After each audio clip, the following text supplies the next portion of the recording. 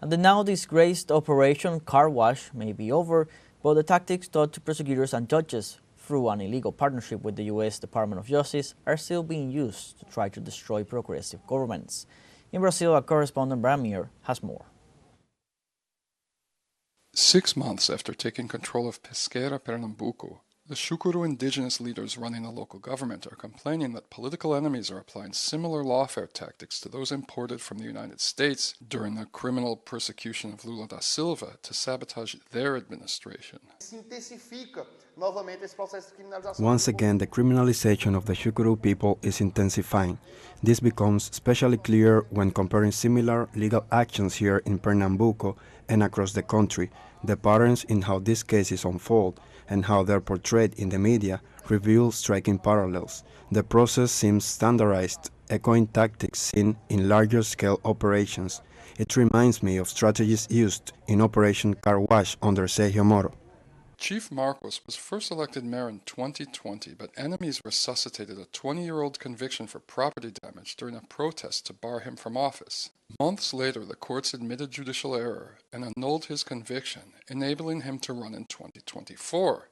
But since taking office, conservative enemies have filed arbitrary charges for accounting errors that occurred during the previous government, forcing him to temporarily step down for the month of April during a frivolous investigation. Stepping down for a month was legally unusual. We believe it was unnecessary, but we respected that decision, and we have complied with all the court orders. I believe that if these procedures are carried out normally, we'll not only be able to run this government according to the goals set by Mayor Marcos and his team in their plan for the city, but he will prove his innocence once again.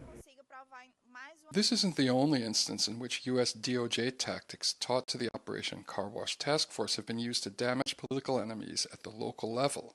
In 2019, 23 frivolous corruption charges were filed against former Paraíba governor Ricardo Coutinho. It took him 3 years to prove his innocence, but that damage to his image led to his losing an election. Mayor Marcos, however, remains optimistic.